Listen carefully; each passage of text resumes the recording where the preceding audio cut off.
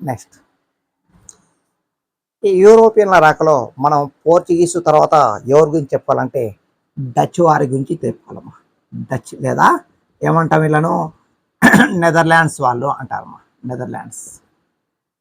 Okay. అయితే Europe ఖండంలో ఈ డచ్ వారు ప్రముఖ వాణిజ్య దేశంగా ఎదిగిందమ్మా. ఈ డచ్ దేశం వచ్చేసి నెదర్లాండ్ దేశం ప్రముఖ వాణిజ్య దేశంగా ఎదిగింది. ఇది కూడా వాణిజ్య దేశం. ఏదైనా సరే వాళ్ళు మెయిన్గా ఎదగాలంటే వాణిజ్యమే మెయిన్, వాణిజ్యమే వాళ్ళకు మెయిన్ అనేది. అలాగే 1602లో JB Walden, 1602లో JB Walden Bournville ఈయన డచ్ ఈస్ట్ ఇండియా కంపెనీని ఏర్పడేశాడు. ఎవరు? జేబి వాల్డెన్ బార్న్వెల్ ఏం చేశాడు? Dutch East India company, Dutch East India company, East India కంపెనీని ఈయన ప్రారంభించాడు. ఎవరు? J B Walden Bournville.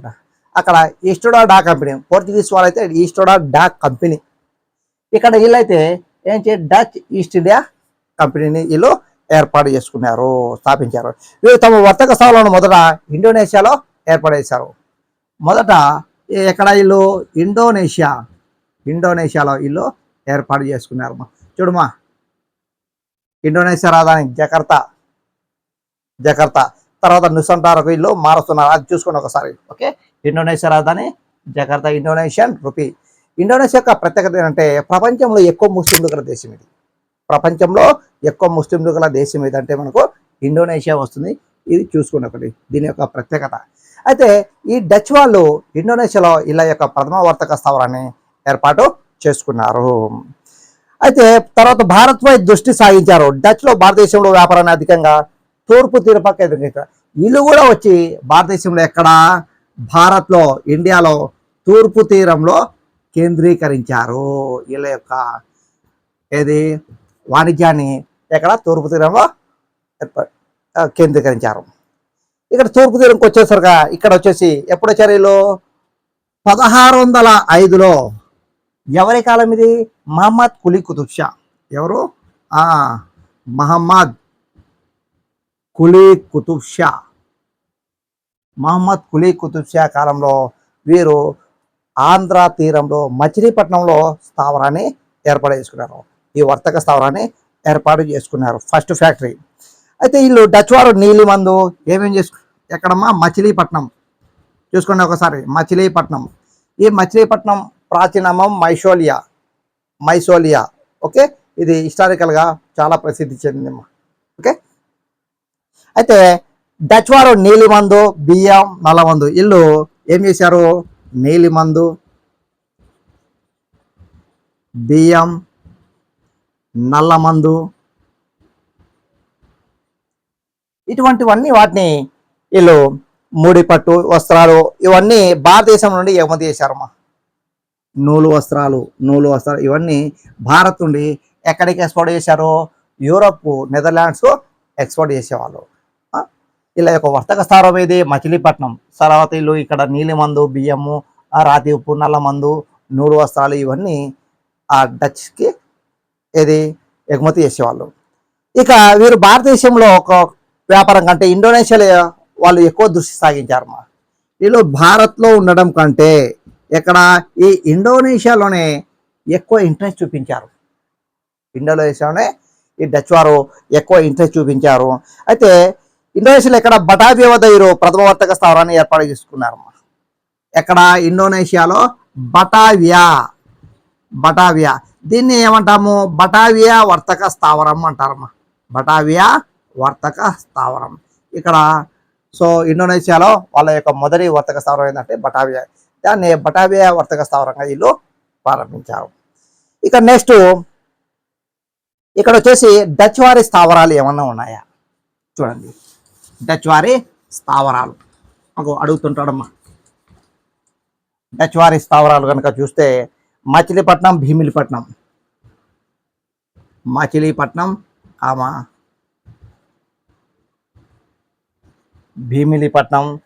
Next Nizampatnam.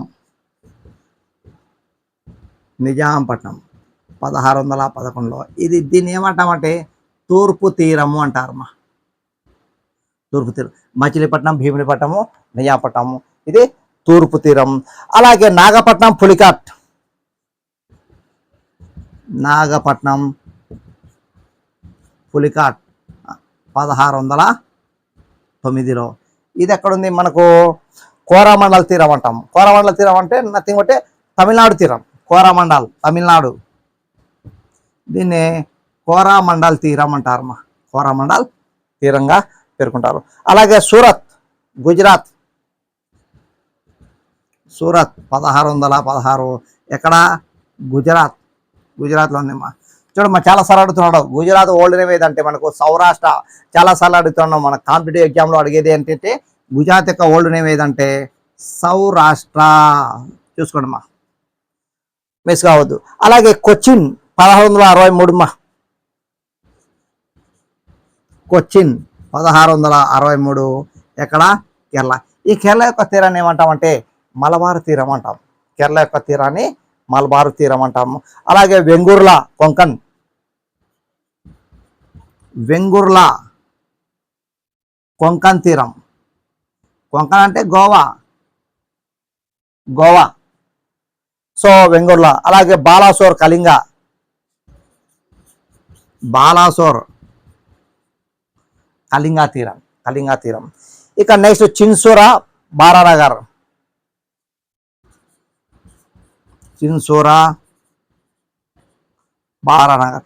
ఇవన్నీ ఎక్కడ ఉన్నాయంటే మనకు వంగా తీరంలో ఉన్నాయి. వంగా తీరం, వంగా తీరం అంటే west Bengal, west Bengal. Okay, so ఇవి మనకు డచ్ యొక్క ఏంటి స్థావరాలు కాబట్టి ఇవి చూసుకోండి. చిన్సూరా బారానగర్ ఇవి వంగా తీరం. వంగా తీరం అంటే వెస్ట్ బెంగాల్. వెస్ట్ బెంగాల్ యొక్క కొత్త పేరు ఏదంటే పశ్చిమ బంగా అనేది చూసుకోండి.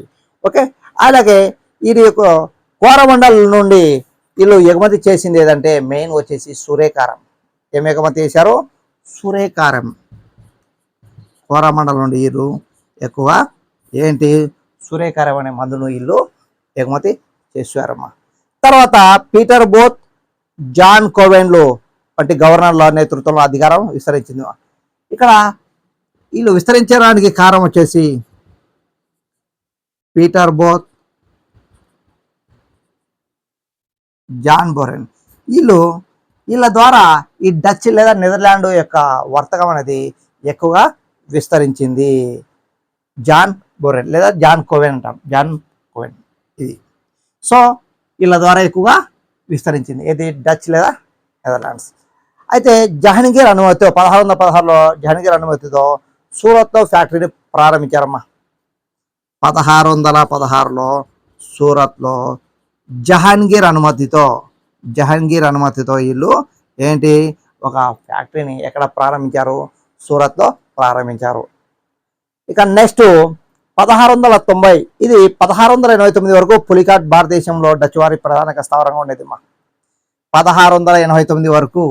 నెక్స్ట్ 1689 వరకు వీళ్ళకు వర్తక స్థావరంగా ఉండేది మా సూరత్. సో దీని తర్వాత ఏమైందంటే 1689 తూర్పు తీరం ప్రధాన వర్తక స్థావరంగా ఉండేది. 1690లో ఏమైంది?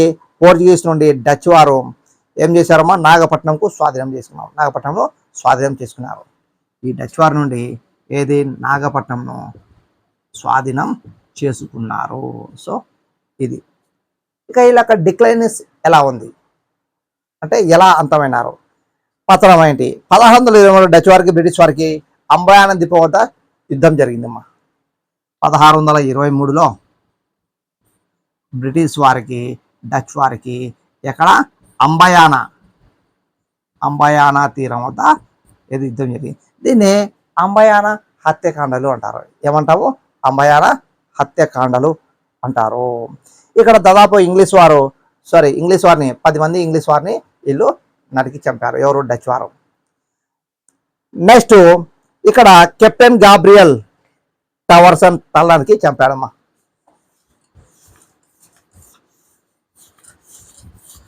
కెప్టెన్ గాబ్రియల్ పీటర్సన్ యొక్క తల నరికి ఈయన చెప్పారు.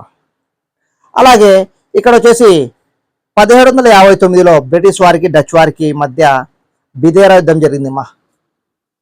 నవంబర్ 25,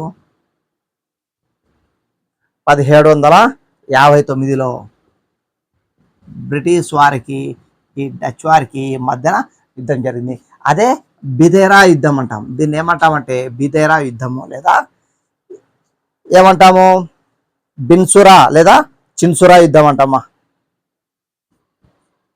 చిన్సురా లేదా బిన్సురా బిదేరా యుద్ధం అంటాం. ఇది హుగ్లీ నది పరివాహక ప్రాంతంలో జరిగింది. హుగ్లీ నది పరివాహక ప్రాంతంలో జరిగింది. ఇక్కడ బ్రిటిష్ వారు డచ్ వారిని ఓడించారు. ఈ యుద్ధంలో సమయంలో British commander Francis Ford, Dutch commander JB Russell. ఇక్కడ బ్రిటిష్ కమాండర్ ఎవరంటే ఫ్రాన్సిస్ ఫోర్డ్. ఇక్కడ డచ్ కమాండర్ ఎవరంటే ఎవరమ్మా JB Russell. JB Russell British commander Francis Ford, JB Russell ఇక్కడ ఉన్నారు. అయితే ఈ యుద్ధంలో నవాబ్ మీర్ జాఫర్కి డచ్ వారు సహాయం చేశారు. ఈ యుద్ధంలో నవాబ్ అయిన మీర్ జాఫర్కి ఎవరు డచ్ వారు సహాయం చేశారు. British governor general Robert Clive చేతిలో డచ్ వారు పరాజయం పొందారమ్మా. ఇక్కడ రాబర్ట్ క్లైవ్ వచ్చాడుమా. రాబర్ట్ క్లైవ్ చేతిలో వీళ్ళు డచ్ వారు పరాజయం పొంది ఇక్కడ నుండి దాదాపు వెళ్ళిపోయారు. భారతదేశం నుండి వీళ్ళు వెళ్ళిపోవాల్సి వచ్చిందమ్మా. దీంతో డచ్ వారు భారతదేశంలో తమ స్థావరాలన్నింటినీ ఆంగ్లేయులకు సమర్పించి వెళ్ళిపోవాల్సి వచ్చింది. దీంతో ఇది మనకు చిన్న టాపిక్ వచ్చేసి నెదర్లాండ్స్. ఓకే, చూసుకోండి. Thank you.